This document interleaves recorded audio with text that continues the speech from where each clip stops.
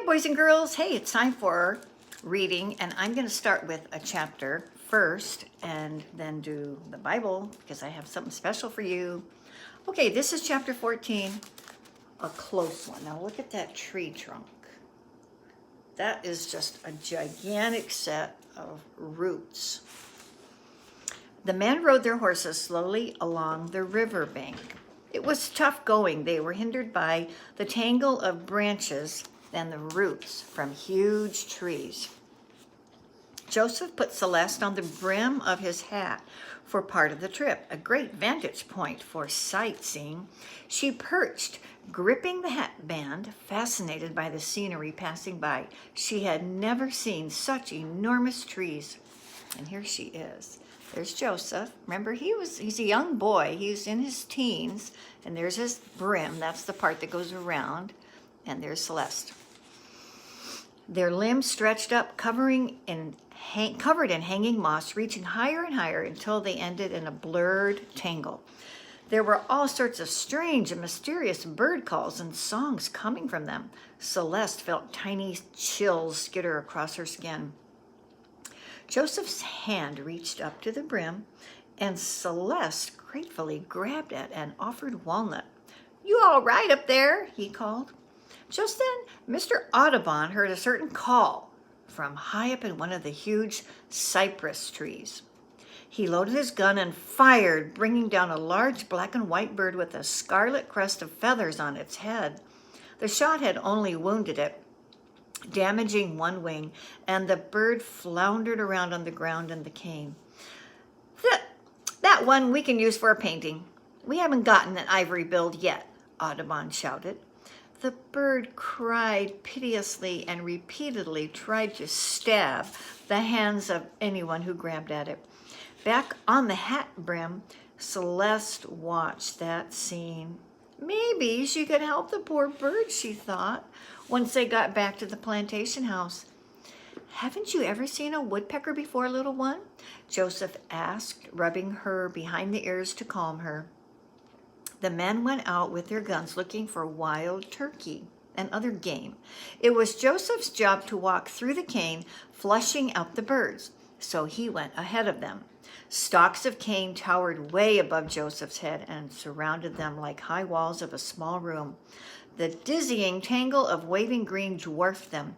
They soon lost sight of the other men, and Celeste felt as if she was in another strange world. There they are. Suddenly, they heard a shotgun, and then a sound like an arrow hitting a haystack, and immediately Joseph fell backward into the cane. His hat and Celeste flew into the air and landed some distance away.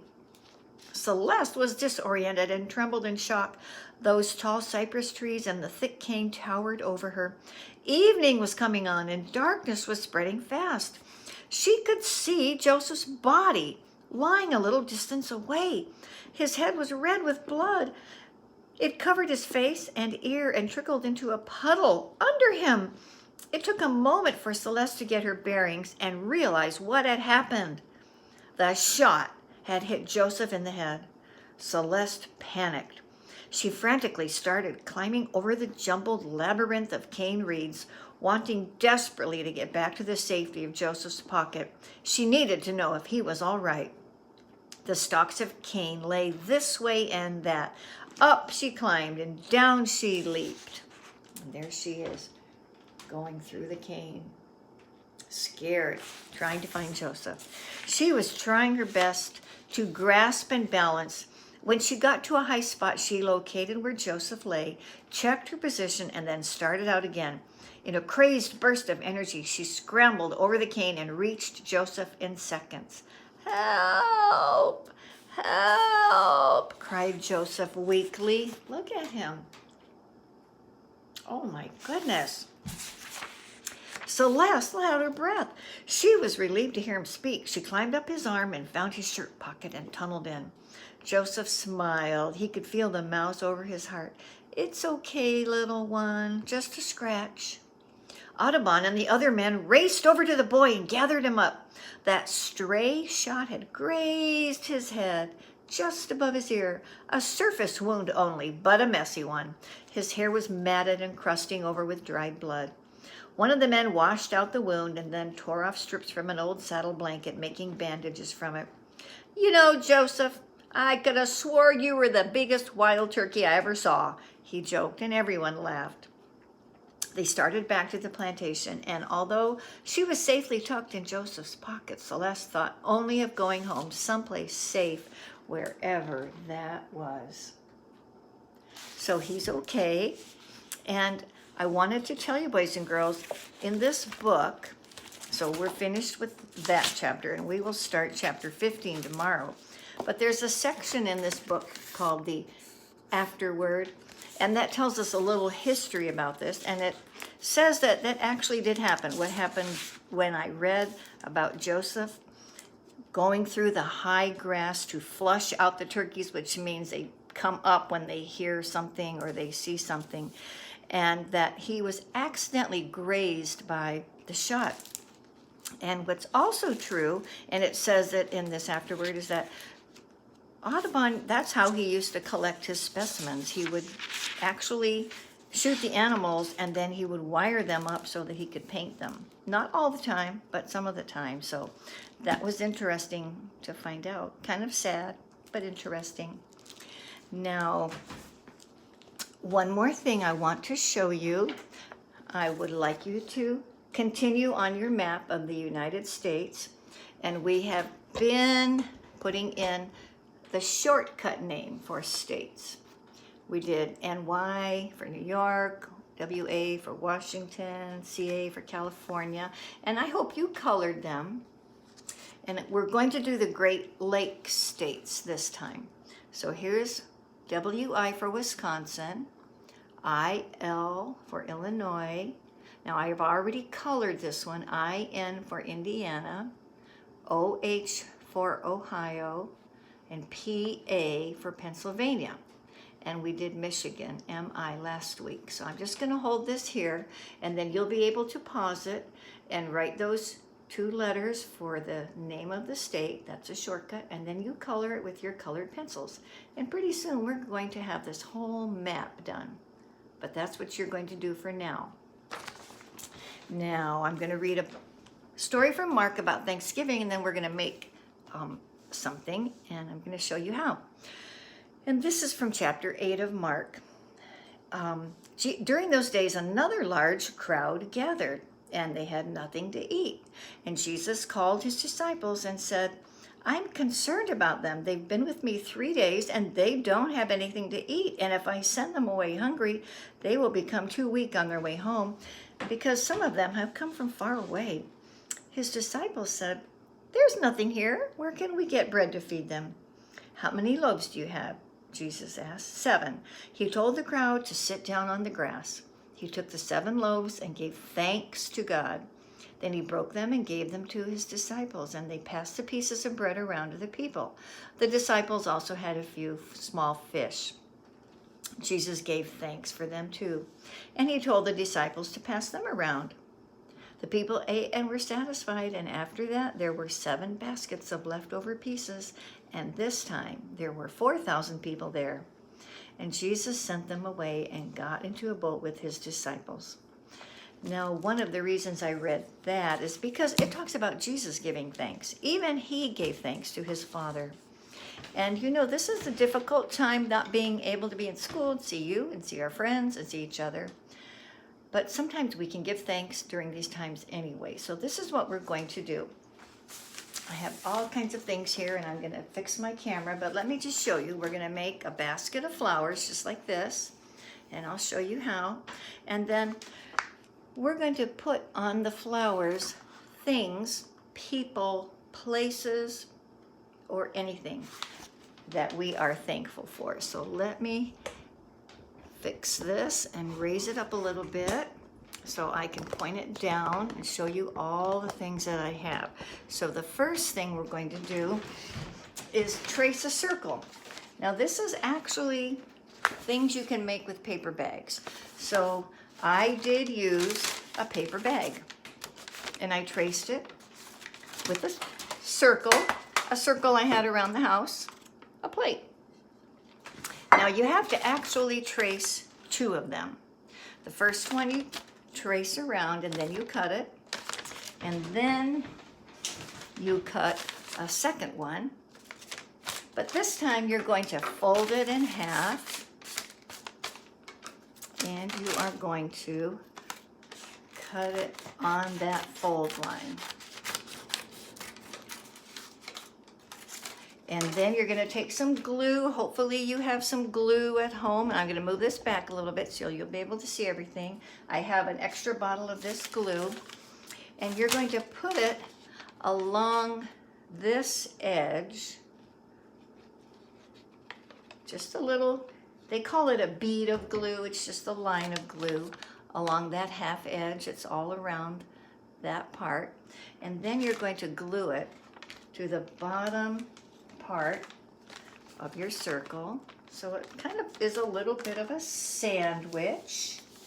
You're going to stick it there and hold it, let it dry for a minute, because what you're actually making is a little pocket in here, because our example shows the pocket and we're going to put flowers in there. Now, boys and girls, you basically need 4 things for this. You need paper, different kinds of paper, glue, scissors, and a little piece of string. So you are going to cut some flowers to put them in here. Now you might say to me, oh, I don't have any colored paper. Or you might say to me, I do have colored paper. So if you have colored paper, find some bright colors and you're going to cut out this shape. Now, do you know what flower that is? That is a tulip.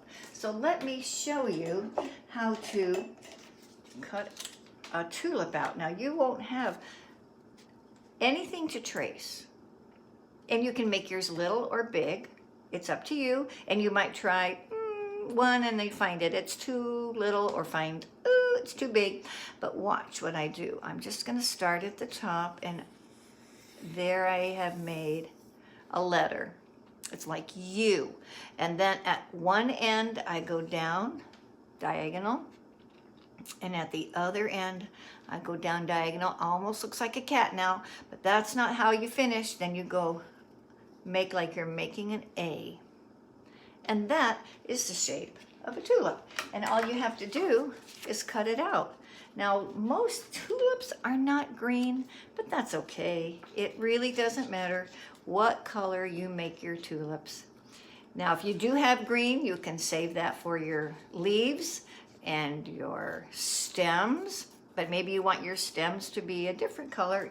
Your choice. So now, so far, I have 2, and I'm going to cut some stems. I've got some stems here, so I'm going to put some glue right there on that stem and put it right into that pocket.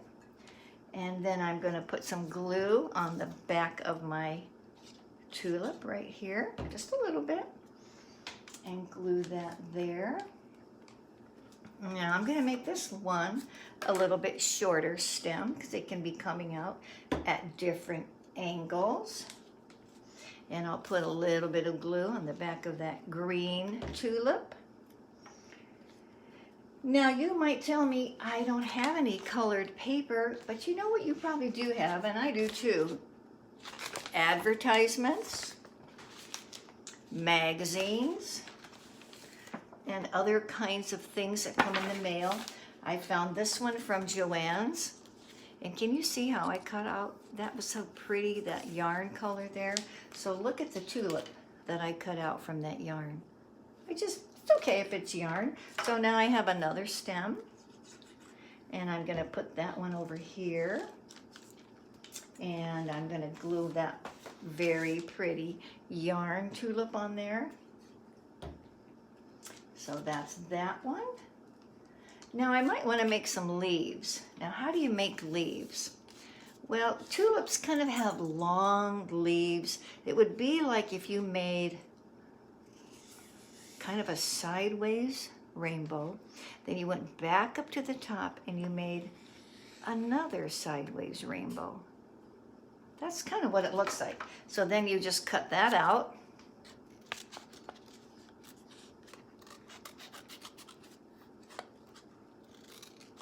And I'm just letting my scraps go right on the floor because I can clean them up later. And you cut that out. And you know, when you see the black line, because sometimes it's easy to do it that way, you can put that part with the glue and then the black line doesn't show. And then this is the side that shows and it looks a little prettier. So now I'm going to glue that right here. There. Now I need to put more on there.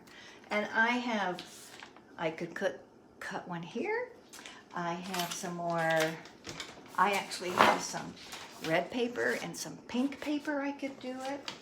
This is a magazine here, and there's some blues right there, and I saw a big color. It was kind of a reddish color, and I thought I could do a tulip right there. Even if there was a little white on it, it wouldn't really matter. So don't think you can't do this because you don't have construction paper. And then I'm going to write on there things I am thankful for.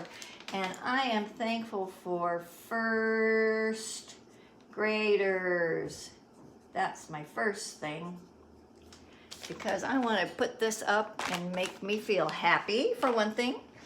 And then think about all the things I'm thankful for. I'm thankful for food right now. I have enough food, and I hope you do too. And I'm also thankful for Charlotte Mason Community School. And so I wrote it CMCS on there. Now, boys and girls, if you look at this picture here, there's a lot more flowers. And they even made the other kind. And you can do that too. Just keep your eye on this picture. Put lots more than I did. If you want, you can do it like I did. You can get a hole punch or just use your scissors and cut a hole in it.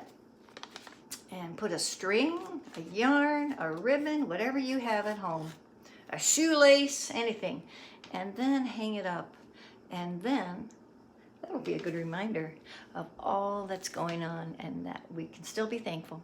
Okay, boys and girls, I'll see you soon. Bye-bye.